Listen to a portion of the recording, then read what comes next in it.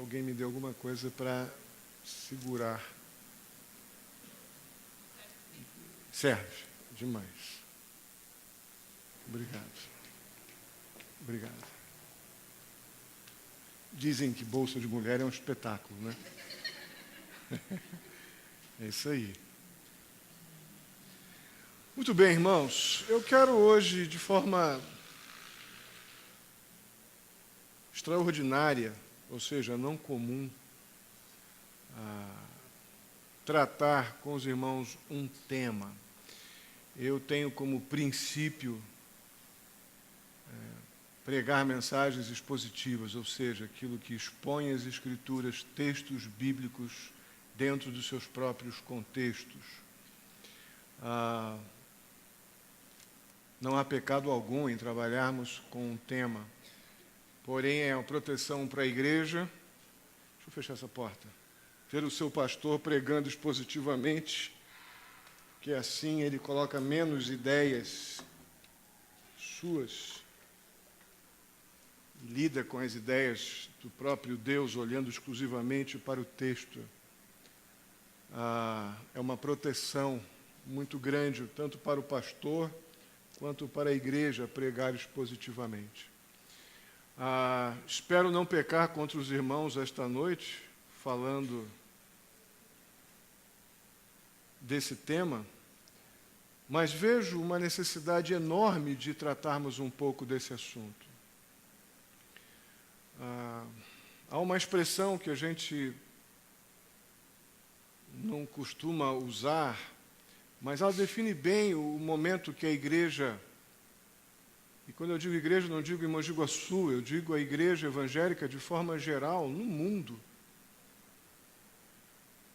Nessa, mais uma vez, um termo que eu tenho usado muito aqui, nessa realidade pós-moderna, onde cada um cria o seu conceito de igreja dentro daquilo que gostaria que fosse a sua verdade, arrumando adeptos para a sua verdade, não importa se ela é bíblica ou não, importa que ela está boa para mim. Pessoas que concordem comigo, eu junto aqui um grupo e crio, então, o meu modelo, o meu estereótipo de igreja. E está fora de controle isso.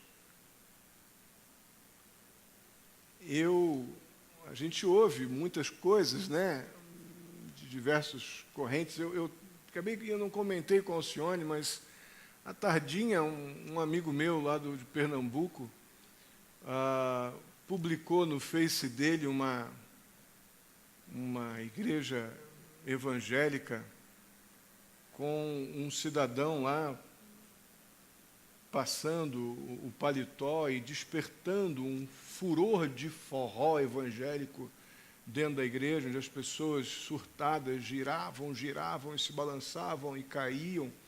É isso que tem ficado na cabeça das pessoas. É bom para mim, independente do que a Bíblia diz ou não. Se a coisa é apresentada com uma certa eloquência, com um coloridinho de Bíblia aqui e ali para dar uma evangelicalizada no argumento, as pessoas estão vindo. Eu passei aqui de bicicleta hoje cedo ali no Zerão, ali no centro, ali na Bandeirante, ali, e vejo lá uma placa enorme numa igreja nova que tem ali no caminho, dizendo que venha pegar a sua flecha da vitória. E eu fiquei pensando o resto do caminho. Onde está na Bíblia a flecha da vitória? Será que é aquela que entrou lá no escudo de Acabe? Mas espera aí, entre o colete, o ombro de Acabe, mas a vitória é para quem ali, né? Não deve ser aquela flecha. E fora os montes de absurdos que a gente ouve por aí satisfazendo muito o interesse religioso das pessoas, porém completamente distante das Escrituras. Por isso, esse tema eu vejo como extremamente relevante para o momento, e fugindo, então, àquilo que eu considero importante, pretendo continuar com essa mesma linha de pensamento da pregação expositiva como importante, saudável para a igreja, eu quero pensar com vocês nesse tema hoje. E queria que nós fechássemos os olhos. E vamos orar, pedindo que Deus nos ajude, que Deus me ajude a não falar daquilo que eu quero com os meus pressupostos, mas falar aos irmãos aquilo que nós, como igreja, precisamos ouvir e saber para que Ele seja honrado e a sua igreja seja edificada. Oremos. Obrigado, Pai querido, por esta igreja. Tantas pessoas que nos visitam, ó Deus, muito obrigado pela vida de cada uma delas. Ó Deus Santo, eu peço a Ti em nome de Jesus, que o Senhor nos abençoe, falando aos nossos corações, que a Tua palavra, ó Deus, nos confronte, e que se nos encontrarmos, ó Pai, em algum momento naquilo que for aqui apresentado, ó Pai querido, eu peço que Teu Espírito Santo gere confissão de pecados, arrependimento e mudança em nome de Jesus. Me ajuda, Deus, me capacita a transmitir o que o Senhor quer para a Tua igreja.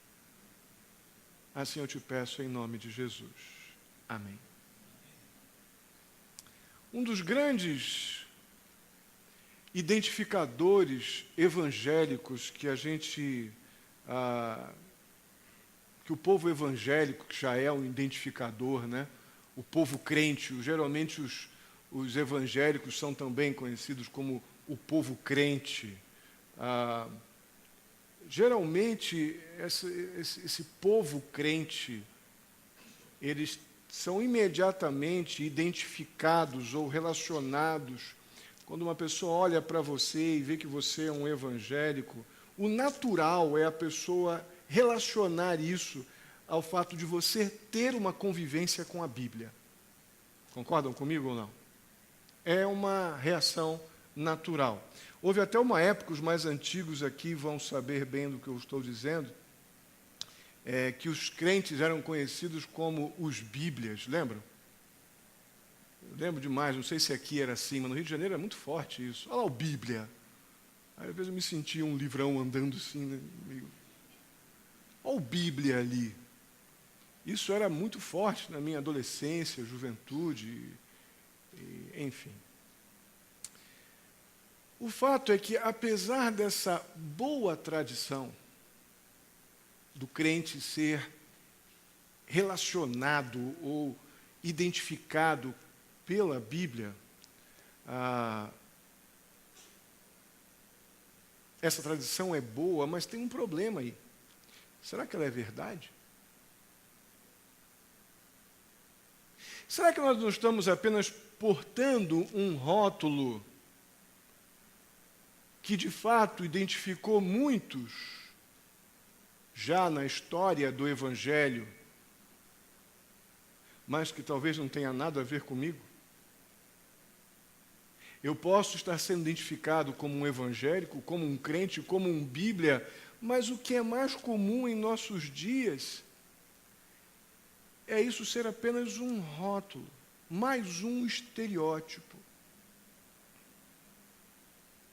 É incrível como a grande parte dessa tradição evangélica que identifica o crente com a Bíblia não tem nada a ver com o estudo comprometido, a convivência íntima com a vontade de Deus, a partir de um estudo, de uma convivência, de uma leitura bíblica devocional, um relacionamento entre você ir para as Escrituras e gastar-se ali, e Deus falar contigo pela sua palavra. Infelizmente, na maioria dos casos, essa tradição evangélica de relacionar crente com Bíblia não está mais hoje tão ligada a este comprometimento com o conhecimento da vontade de Deus através das Escrituras como deveria estar. Quer ver? Só um exemplo que eu vou dar para vocês. Certa pessoa numa viagem de ônibus, começou a compartilhar com outra que estava ao seu lado, a compartilhar o Evangelho. O homem começou a ouvir, então, aquela pessoa que falava de Jesus, que Jesus foi à cruz, morreu por pecadores, tal, ouviu quieto. E quando aquela pessoa que apresentava o Evangelho parou de falar e perguntou o que você acha disso, a pessoa do outro lado parou, olhou um tempo para aquela pessoa que ali anunciava o Evangelho e perguntou de uma forma firme: você é crente? E aí os dois ficaram num tempo estranho de se entreolharem, porque o outro não esperava o que falou do Evangelho, não esperava isso. E ninguém falava nada, e a pessoa que foi o ouvinte ali do Evangelho, mais uma vez falou: mas você é crente mesmo? E aí, meio surpreso, um pouco confuso, o evangelista então olhou para aquela pessoa e afirmou: sim, eu sou crente. Aí o outro homem perguntou: você bebe café? Mais uma vez um silêncio estranho ficou no ar. Então aquele que evangelizava respondeu, sem entender muito bem, né, naturalmente, mas respondeu: sim, eu tomo café. Aí o outro deu um sorrisinho meio sarcástico, né? Então você não é crente. Porque o crente que é crente mesmo nem café bebe.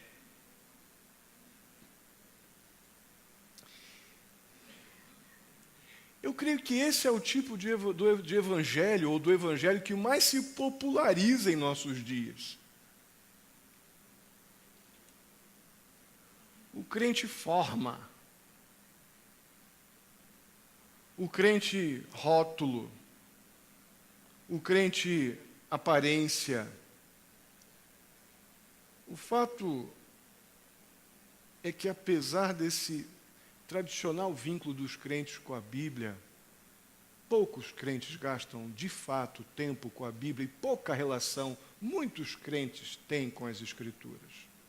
A maioria, ou muitos, estão vinculados, estão relacionados com o Evangelho em cima da roupa que veste, da frase de efeito que aprendeu a repetir. Se bebe café, Coca-Cola, ou seja o que for.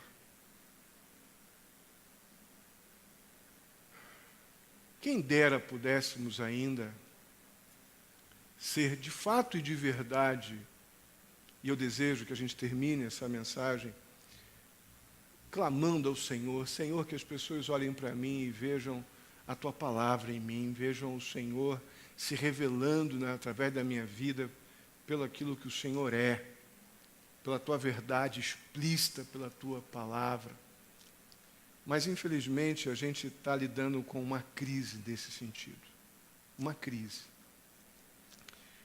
E é assim que o tradicionalismo cresce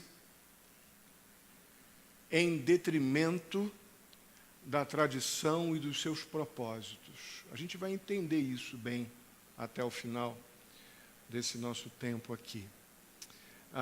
Vamos pensar um pouquinho no problema do tradicionalismo. Parecem duas palavras iguais ou sinônimas, mas não são. O tradicionalismo, ou no tradicionalismo, a pessoa está absolutamente presa a instituições. Ela precisa da instituição como a sua referência, até mesmo de salvação.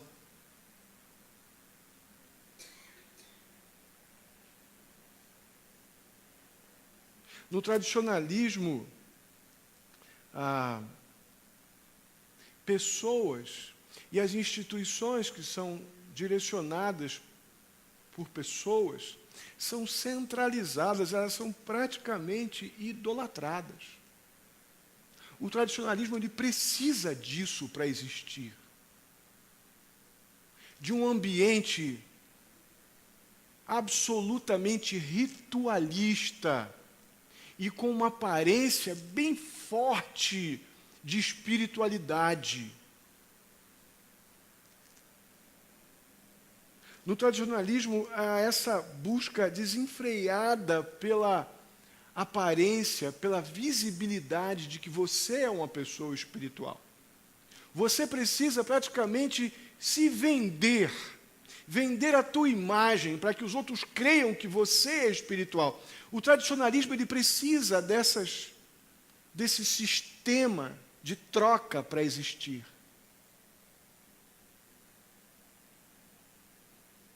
Os tradicionalistas fazem questão das pequeníssimas coisas que não acrescentam nada. Usos e costumes entram muito forte aqui. Fazem uma questão praticamente impondo uma biblicidade sobre formas. Gastam um tempo enorme nisso e simplesmente abrem mão do principal, que é o grande problema do pecado. Na verdade, essas coisas até encobrem o pecado. São as pequenas coisas que não acrescentam nada. Na verdade, o tradicionalismo ele valoriza a organização, que é totalmente diferente do organismo, igreja, onde Cristo é o cabeça e nós somos o corpo, como diz lá em Efésios. Não, o tradicionalismo ele requer uma realidade. Efésios ou Coríntios? Ele requer que você dê uma pintura ou uma tintura de sagrado à organização, e o organismo tem uma importância secundária. O tradicionalista, ele até está muito vivo.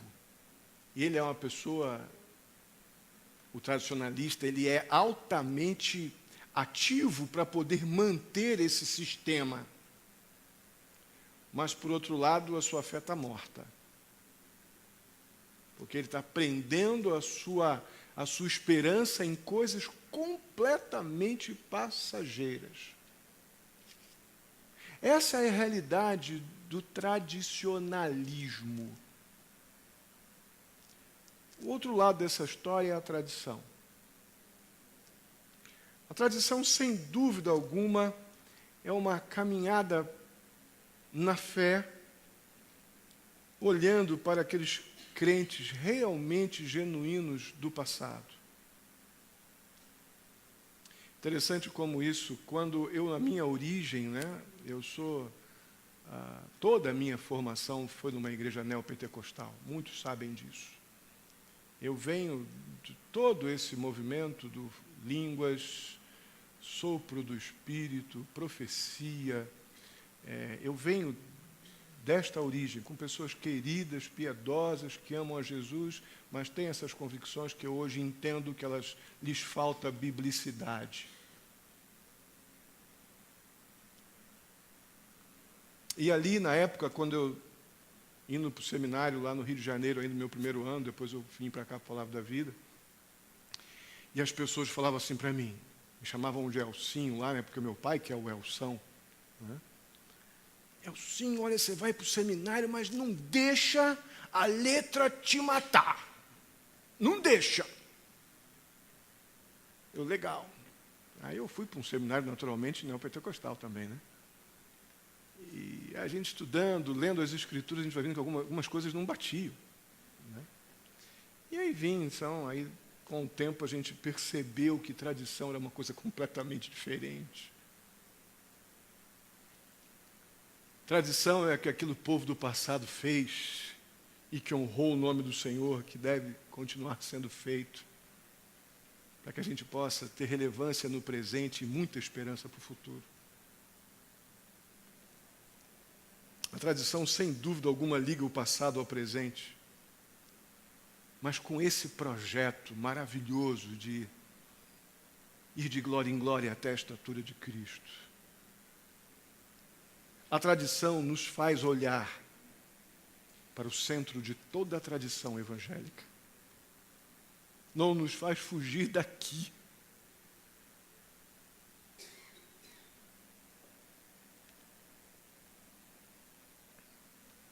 muitos que criticam a tradição, né, tem que jogar aquela parte de Hebreus 11 no lixo, né? Arranca da tua Bíblia e joga fora, porque ali está o centro dos meus heróis, estão ali.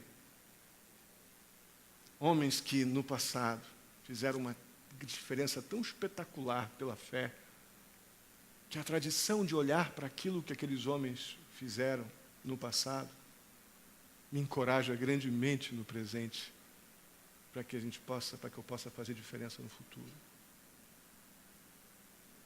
A tradição bíblica, nem de longe ela está estática, ou ela é algo estático, mas a tradição bíblica ela é altamente dinâmica. Ela está em movimento constante. Ela não vive somente no passado, de jeito nenhum. Por quê? Porque a gente olhando para as Escrituras, que tem esse poder incrível, profético, de ter sido revelada no passado, como se tivesse sido escrita hoje para mim, conhecendo as minhas carências, debilidades e fracassos, me encorajando, me confrontando e me encorajando ao arrependimento e me enchendo de esperança.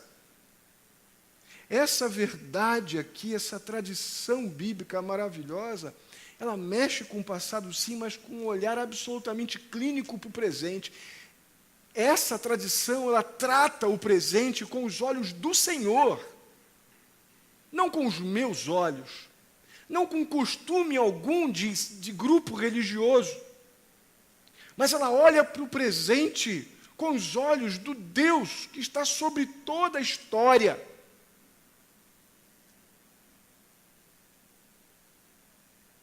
Interessante que na Bíblia nós temos a tradição dos patriarcas, nós temos a tradição dos sacerdotes, dos reis, dos profetas, dos apóstolos.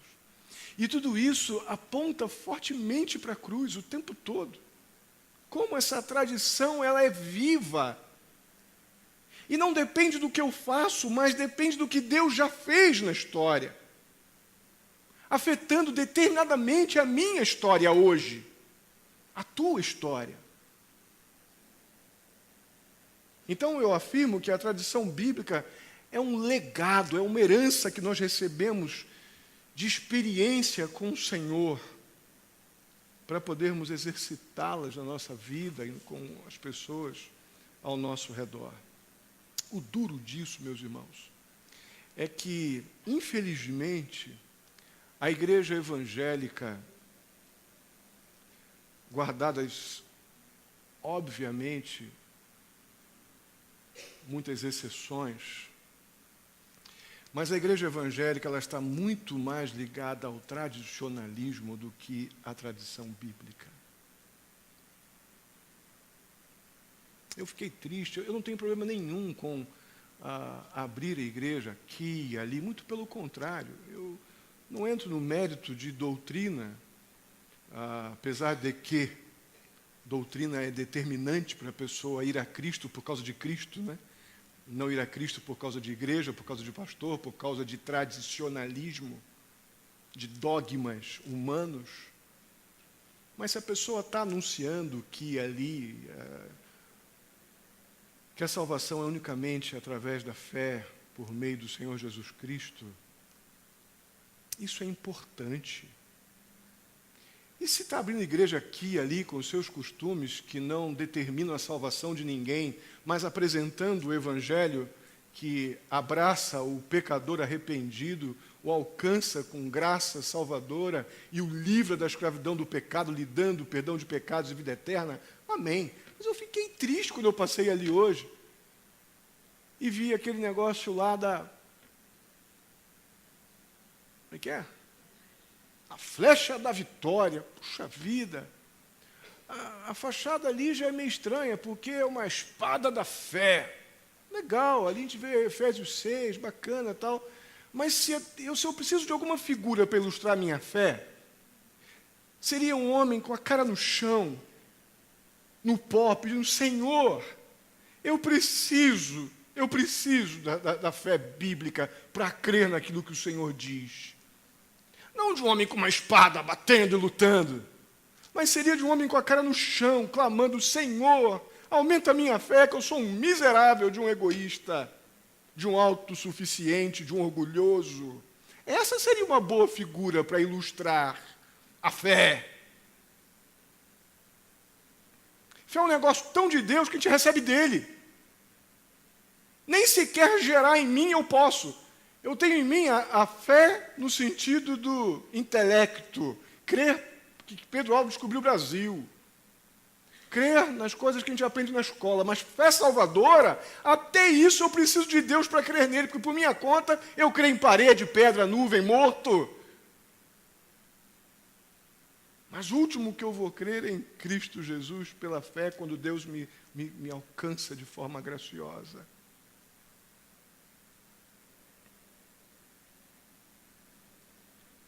Quantas pessoas estão dentro de igrejas evangélicas, presas a todo tipo de dogma, transformando isso em miúdos? Quantas pessoas estão dentro de igrejas evangélicas agora, presas em ideias de crentes, que a maioria das vezes não tem nada a ver com a palavra de Deus, mas estão bem arrumadinhas, estão bem formatadinhas, e dito com convicção. Eu tenho dito, falei na classe de doutrina agora, e disse quarta-feira, já vou continuar dizendo, você leva uma vida pregando a verdade, mas em 5 minutos uma mentira adere e você repete aquela mentira, talvez pelo resto da tua vida. Porque o diabo é o pai da mentira e está aí para enganar mesmo. Ele faz isso. Mas para a gente abraçar a verdade de Deus, temos que jogar nosso orgulho, nosso egoísmo no lixo, dizer, Senhor, eu me rendo. A gente prefere o tradicionalismo que alimenta os nossos enganos do que a tradição bíblica que aponta para o meu pecado e diz, arrependa-se.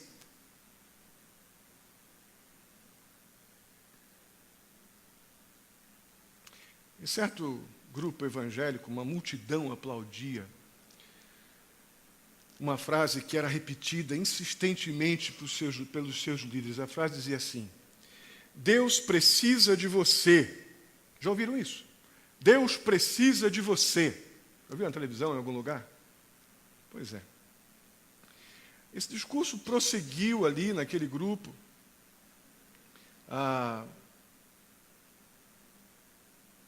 dando a ideia, sugerindo que Deus não poderia fazer absolutamente nada sem a ajudinha humana. Essa era a grande proposta. Vou valorizar o homem, dizendo que Deus ele é maravilhoso, mas precisa dele para poder fazer tudo o que ele tem que fazer. Essa é a ideia dessa frase. Mas que tipo de Deus é esse, irmãos?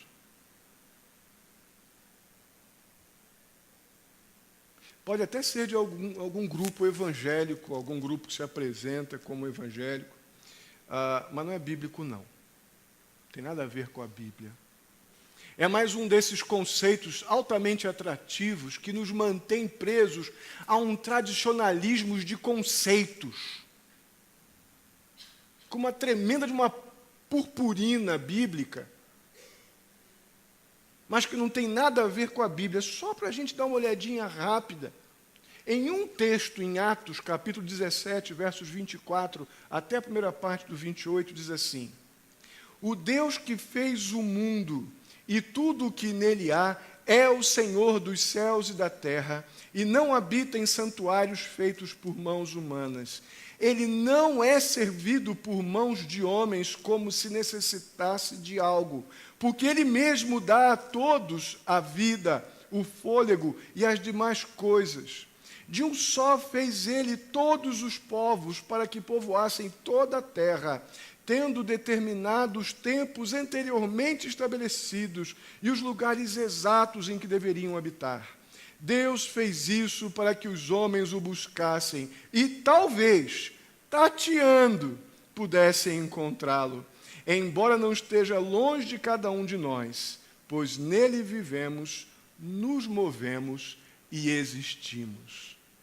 Qual a parte Deus precisa de você que você encontrou aqui, nesse texto? É assim que surge o tradicionalismo. Tradicional não é você aqui esse conceito que se tem de uma igreja que vai cantar hino. Uma igreja que se lê a Bíblia todos juntos. Isso não é tradicionalismo, não. Isso é tradição bíblica boa. Que se estamos fazendo isso cheio de temor ao Senhor, porque pode ser também tradicionalismo, viu? Basta fazer isso como meio de salvação. Mas se o propósito da gente cantar hinos aqui, o propósito da gente ler a Bíblia juntos, gastarmos tempo com as Escrituras, for de fato nos humilharmos cada dia mais aos pés da cruz, crendo que somos pecadores, mas Deus é amor, e entregou o seu Filho na cruz para morrer por pecadores como eu e você, e termos nossos pecados perdoados, e termos a vida eterna no céu, louvado seja por essa tradição. Amém?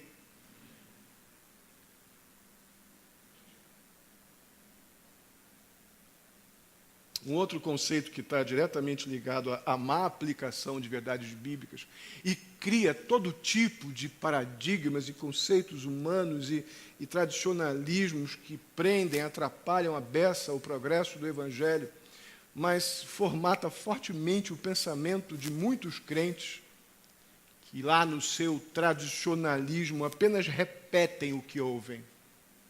Porque se não buscam as Escrituras para confrontar aquilo que ouvem, apenas repetem, entram no sistema do tradicionalismo, que vive de dogmas, vive de conceitos, vive de pequenos momentos de aparente espiritualidade. Mas um conceito muito comum, que a gente ouve, inclusive, eu já muitas vezes falei disso na nossa classe de doutrina, porém, quem estava acordado na classe de doutrina quando eu falava isso, tem esse detalhe, né? O pessoal sabe que minha voz tem essa capacidade de fazer os outros dormirem, não durmam ainda. Mas já me ouviram falar, né? Para Deus não há pecadinho nem pecadão. Legal. E acrescenta, todos os pecados são iguais para Deus. Meu querido irmão, imagina se é possível pensar na ideia de um estuprador, um pedófilo, um assassino, estar no mesmo nível de problema com o seu pecado em relação àquele que deixou de orar sem cessar. E agora? 1 Tessalonicenses 5,17. É absurdo, meus irmãos, mas é muito provável que essa má interpretação tenha surgido de uma leitura superficial e abusiva de Tiago, capítulo 2, verso 10, que afirma lá, tropeça num só ponto da lei, aquele que tropeça num só ponto da lei é culpado de todos. Puxa, então, pecou, geral, acabou, tudo bem. Mas, na verdade, o que esse texto está nos dizendo, ele nos mostra, sim, apenas um pecado é suficiente para estarmos numa condição de pecadores aos olhos do Senhor. Sem dúvida alguma, como Deus é santo, o ato de pecar, seja ele qual for, nos classifica como culpados, pecadores, carentes do que Cristo fez na cruz por nós. A questão é que isso não quer dizer que todos os pecados são iguais. Claro que são diferentes. João, no capítulo 19, no verso 11, Jesus diz a Pilatos assim, aquele que me entregou a ti é culpado de um pecado maior. O texto é absolutamente explícito. Por que então as pessoas, para darem aquele impacto, né, na igreja, deixarem as pessoas então embriagadas por um fervor espiritual de que não pecou, acabou e não tem mais jeito e tal, tudo é igual? Esse conceito, meus irmãos, simplesmente ele minimiza de uma forma absurda o impacto que aquele crime que na nossa cultura, no nosso Brasil, é considerado hediondo, sequestro, estupro e outros, simplesmente coloca os crentes numa posição que Deus nunca colocou, ou seja, intocáveis. Agora você pensa como um incrédulo que está aí nas suas dúvidas, buscando de alguma forma algum alívio para o seu coração cansado, para a sua alma vazia. Aí ele ouve um crente cheio de poder, dizendo no seu tradicionalismo que não adianta lá, o estuprador, ele também está na mesma condição daquele que não orou. Aí a pessoa pensa, puxa vida, Deus então é protecionista. Deus faz acepção de pessoas. Se o estuprador ele está nessa posição, então ele está numa posição de invulnerável. Não é bem assim não, irmãos. De jeito nenhum, muito pelo contrário. O estuprador que aceitou Jesus Cristo como Salvador tem o mesmo perdão de pecados que o mentiroso que deixou de pecar, de mentir, tem. A questão é que o estuprador vai passar quantos anos, Evandro, na cadeia? Uns 30? Quanto? A partir de 10. Então, se tiver bom advogado, uns 10. Se tiver advogado nenhum, ele vai ficar uns 20, mais ou menos. Né? Ele vai ser um crente preso 20 anos. E aquele que deixou de falar a mentira, passando a falar a verdade, ele tem o seu perdão de pecados aqui e vai continuar na luta. Isso é diferente? Não em relação ao pecado, mas a consequência é. Isso faz a pessoa, o incrédulo, olhar para fora e, puxa vida, Deus salva a pessoa do jeito que ela estiver, mas não livra das consequências. Se Deus é justo, eu quero Ele para mim. Mas o contrário cria um estereótipo muito estranho para a igreja. E tudo vai para o mesmo saco. E é daqui que nasce esse tipo de cismas que deteriora a imagem do Deus de amor e justiça que é o nosso Deus. No quadro de avisos de algumas igrejas evangélicas, não é difícil encontrar a seguinte frase: muita oração, muito poder. Pouca oração, pouco poder. Quem já viu isso? Pelo balançar de cabeças, eu acho que muitos já viram. Legal. Apesar do impacto desse refrão, é forte mesmo. Onde é que está isso na Bíblia, irmão?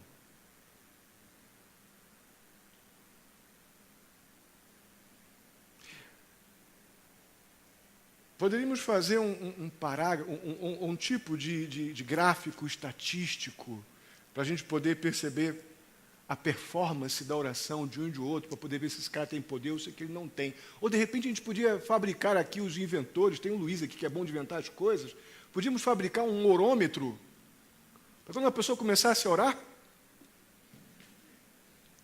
porque se esquentasse legal, isso aí tem poder, orou muito.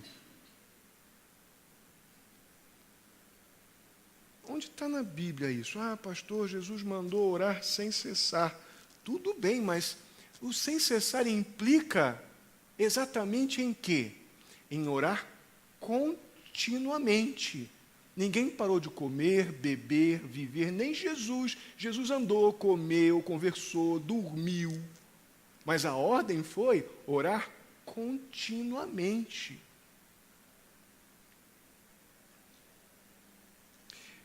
Aí, um irmão querido, preocupado com essa demolição, essa desconstrução desse conceito, pode dizer assim: não, mas o nosso padrão é Elias, pastor. Puxa vida, legal. Vamos para a Bíblia, então, como a nossa referência, para não sermos meros tradicionalistas. Vamos para a nossa tradição bíblica, verdadeira e fiel. Desde quando as orações de Elias funcionaram pela quantidade?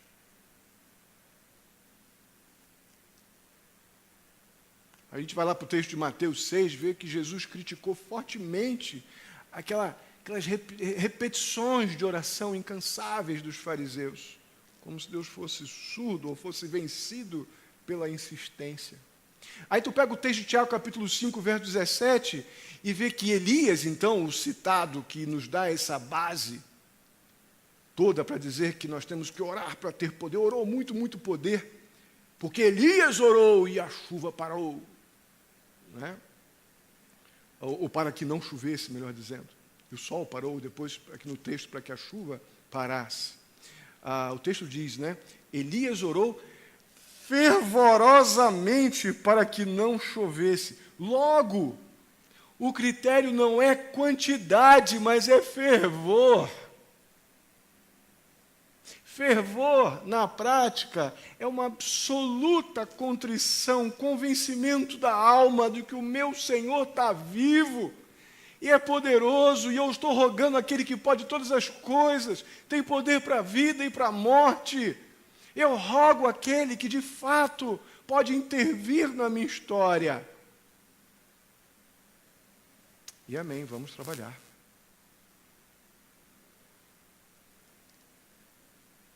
A gente tem um princípio muito bacana da oração que funciona, não gosto dessa expressão não, vamos ficar com o texto bíblico, de uma oração eficaz. A oração eficaz é a do justo, conforme vemos lá em Tiago capítulo 15, verso 16. Vamos ler juntos? Portanto, confessem os seus pecados uns aos outros e orem uns pelos outros para serem curados. Agora,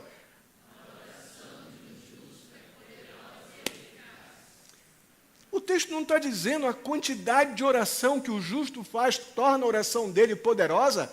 Não é isso que está no texto, não? Então essa frase é simplesmente dogma de tradicionalismo inútil. E quantos de nós não acabamos entrando nesses movimentos simplesmente porque não voltamos às Escrituras? Nos satisfazemos com uma apatia espiritual que simplesmente alimenta o tradicionalismo inútil e conceitual. Esses são alguns exemplos, irmãos, de tradicionalismo evangélico. O problema é que, talvez você possa pensar, pastor, mas são erros inofensivos. Pode até inicialmente parecer inofensivos. Mas é exatamente esse tipo de erro que acaba nos afastando do que realmente importa. Nos apegamos a esses conceitos que nos dão uma certa energia espiritualizada e nos afastamos dos conceitos onde o Senhor nos encoraja a uma vida quebrantada e contrita, porque esses Ele não rejeita. Aqueles que o Senhor manda estarem de fato com uma postura de dependência dEle, confiando que todas as coisas, inclusive as ruins, aquelas que nos afligem, todas elas cooperam para o bem daqueles que amam a Deus. Ah, mas é melhor ficar com o conceito do muito orar, muito poder. Pois é, só que isso não funciona. É melhor você voltar correndo para Romanos 8, 28. Quando diz que todas as coisas cooperam para o bem daqueles que amam a Deus. O tradicionalismo faz aquilo. A tradição bíblica nos leva à verdade. Amém? A gente precisa estar mais vivos para isso. Mas para isso a gente precisa ter um olhar mais profundo para as Escrituras. A gente, nesse ambiente de tradicionalismo, nós temos todo tipo de doutrinas. Eu peço, por favor, não se ofendam. Eu estou citando uma verdade bíblica, caso alguém se sinta de alguma forma ferido. Mas o fato é que, nesse conceito de tradicionalismos, nós temos a doutrina do sábado, nós temos a doutrina do véu, nós temos a doutrina da gravata, nós temos a doutrina do paletó, nós temos a doutrina de todo o tipo de unção possível e imaginária, e aí vai. Hoje achei ali a doutrina da flecha vitoriosa. Um dia desse aí um cidadão está dizendo que é apóstolo, que andou no céu um dia desse. O que é pior, ele voltou. Estava lá com Deus e voltou. Meus irmãos, ou nós vamos acordar para uma vida cristocêntrica, atrelada profundamente às Escrituras, ou vamos continuar aí sendo levados pelos ventos de doutrina, essa bagunçada que está aí, e o tradicionalismo nos afastando do fundamental, do principal, que é Deus nos conduzindo por amor a um olhar preciso para nós mesmos e fazendo com que nós vejamos em nós que nós somos pecadores dependentes do que Ele fez por nós, entregando Jesus pelos nossos pecados.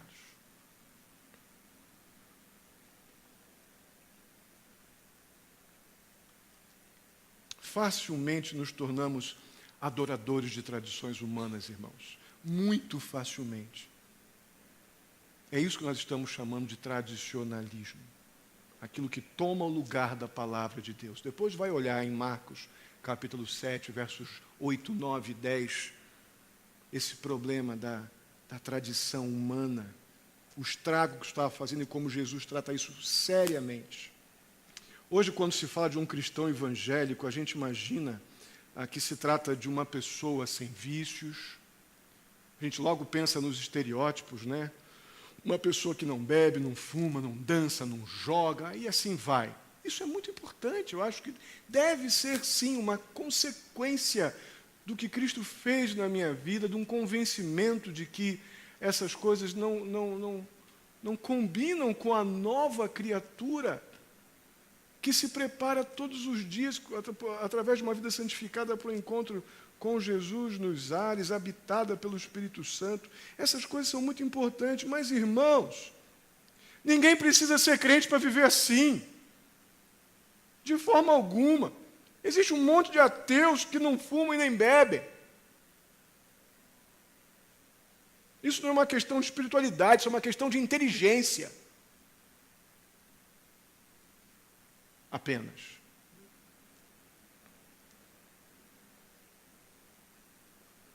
A questão é que o tradicionalismo, ele mais do que nunca, mais do que qualquer outro tempo,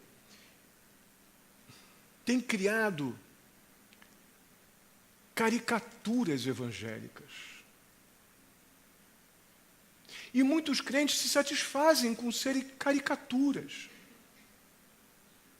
Aquelas pinturinhas que você guarda na lembrança daqueles artistas que você vê no jornal e na televisão. O tradicionalismo nos torna caricaturas. E não homens e mulheres lavados pelo sangue de Jesus, cheios do Espírito Santo.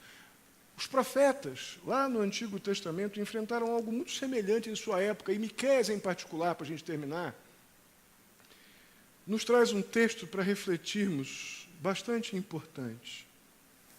Miqueias diz assim: como eu poderia comparecer diante do Senhor e curvar-me perante o Deus exaltado? Deveria oferecer holocaustos de bezerro de um ano? Faria o Senhor, ou ficaria o Senhor satisfeito com milhares de carneiros, com 10.000 ribeiros de azeite? Devo oferecer o meu filho mais velho por causa da minha transgressão? O fruto do meu corpo por causa do pecado que eu cometi? Irmãos, estamos olhando para a prática tradicionalista. Eu vou fazer alguma coisa, eu tenho que fazer alguma coisa para Deus me receber. Eu vou vestir roupa tal, vou falar frase tal, vou frequentar grupo tal, eu vou subir no monte, vou descer do monte, vou falar assim, vou falar assado, contanto que Deus me receba. Não é isso. Você pode fazer o que você quiser o resto da vida. A salvação não é por obras. Não tem que você faça que Deus torne você merecedor do perdão de pecados, da vida eterna no céu. A salvação é um presente de Deus, que é recebido pela fé, não por obras, para que homem nenhum se envaideça. Aí Miqueias completa: ele mostrou a você, ó homem, o que é bom e o que o Senhor exige. Pratique a justiça. A palavra de Deus é a justiça. Ame a fidelidade. Viva pela fé em Cristo Jesus. E ande humildemente com o seu Deus. Joga teu orgulho no lixo, que não vale nada isso no céu. É isso. É exatamente isso que a tradição bíblica nos mostra, que o profeta Miqueias, tanto tempo atrás, nos apresenta como uma boa tradição. Não um monte de costumes, não um monte de dogmas, mas pratique a justiça, ame a fidelidade e ande humildemente com o seu Deus. Isso não vai ser conseguido apenas com boa intenção. Você pode até estar entre aqueles que não fumam, não bebem, não fazem isso, nem aquilo, mas se não se render aos pés da cruz, reconhecendo que é pecador, e como pecador, todo pecador, está naturalmente a passos largos indo para o inferno, sem paz, sem esperança e sem vida eterna. Mas o pecador arrependido, muito pelo contrário, ele recebe os benefícios do que Cristo fez na cruz. Ele dá perdão de pecados, me livra da escravidão do pecado para esta vida que eu estou vivendo agora. Ainda que eu peque, eu confessando o meu pecado, eu tenho a segurança do perdão de pecados, tenho o Espírito de Deus para me capacitar a não viver pecando, e tenho o Espírito de Deus como um selo de propriedade, dizendo, você é meu, e você vai morar no céu comigo. Amém? Isso é glorioso. É para esses que essas verdades aqui funcionam. Irmãos, eu não sou um tradicionalista, mas eu sou um convicto tradicional. Não tenho a menor dúvida disso. Nós precisamos fortemente abraçar a tradição cristã evangélica, que é riquíssima em todo tipo de manifestações de graça, dos feitos grandiosos e preciosos de Deus na história, em nosso favor. A gente precisa sentar com os nossos filhos, irmãos, e influenciá-los fortemente, contar-lhes incansavelmente as tradicionais e maravilhosas histórias da Bíblia. Fala para eles, teus filhos, dos heróis da fé. Conta essa beleza da tradição bíblica para eles. Sem dúvida, meus irmãos, tradição bíblica é olhar para a fé de Abraão. Tradição bíblica é olhar para a perseverança, para a persistência de Jacó, para a coragem de Davi, tudo através das Escrituras. Olhar para a firmeza, para as convicções de Elias. Olhar para a fidelidade e para a pureza de Daniel, incansáveis, para a ousadia de um João Batista. E sabe o que fazer depois? Imitá-las, em nome de Jesus.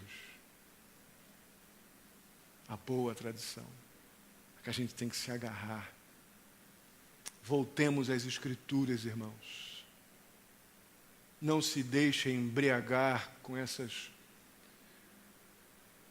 conceitos que nos trazem uma satisfação temporária, satisfazendo a nossa ansiedade espiritual, mas não tem poder para nos livrar daquelas pressões que o pecado causa no nosso coração.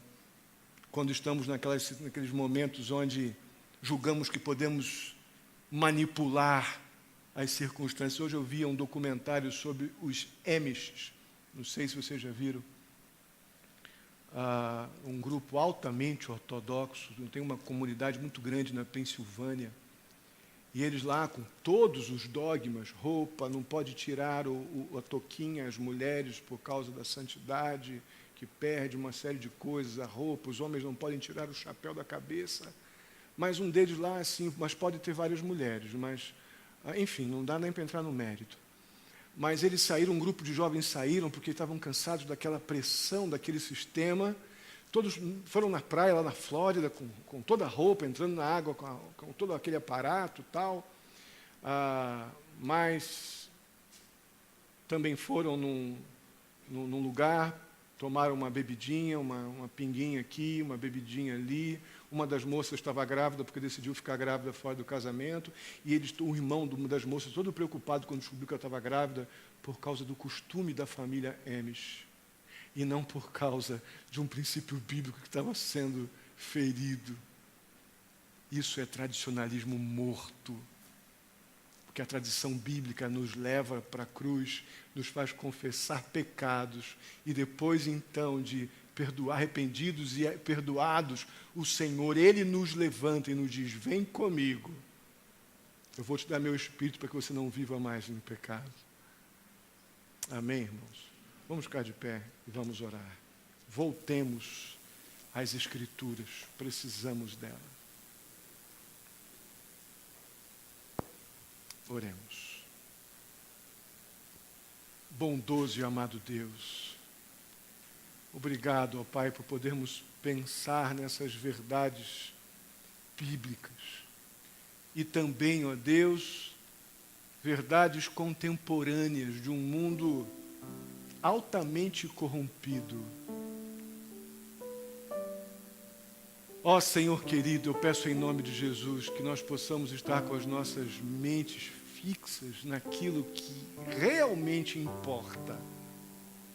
Não num monte de coisinhas, manias, costumes, dogmas que não nos levam a lugar nenhum, apenas escravizam a mente, o coração, entristecem a alma, roubam a alegria. Ó Deus querido, não permita que essas coisas nos desviem do principal, que é o teu amor. Teu amor que mandou Jesus na cruz para nos libertar da escravidão de uma lei, ó Pai, que aponta para o pecado, mas não liberta. Mas a graça de Cristo Jesus, ela me leva a confessar o pecado que a lei mostrou e me dá o perdão. Me dá a nova vida. Me dá a liberdade de viver com Cristo, cheio de temor, buscando revelar, ó Pai, a beleza de Cristo em nossa vida, com hábitos, com virtudes que, sem dúvida, revelam o Senhor Jesus e não o mundo.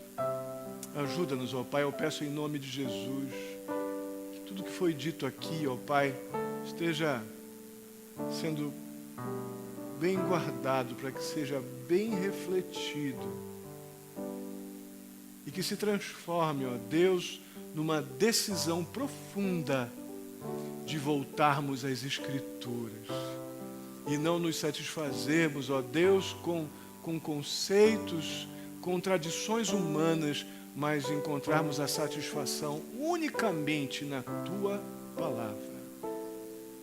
Ó Deus querido, muito, muito obrigado pela maneira carinhosa como o Senhor nos ilumina a mente e o coração. Nos ajuda, Pai Santo, para que possamos de fato estarmos buscando, ó Deus, essa vida humilde aos Teus pés. Sermos homens e mulheres fiéis ao Senhor, cheios, ó Pai, de dependência, de fé salvadora, confiança. Ajuda-nos, ó Pai, eu te peço. Em nome de Jesus. Que a graça do nosso Senhor e Salvador Jesus Cristo, o amor de Deus, nosso amado Pai, a comunhão e a consolação do Espírito Santo esteja sobre a vida de cada um de vós, queridos e amados irmãos, hoje e até a volta do nosso Senhor Jesus Cristo. Amém e amém. Deus abençoe, amados. Podem sentar, tenham o seu tempo de oração, estarei à porta para cumprimentá-lo.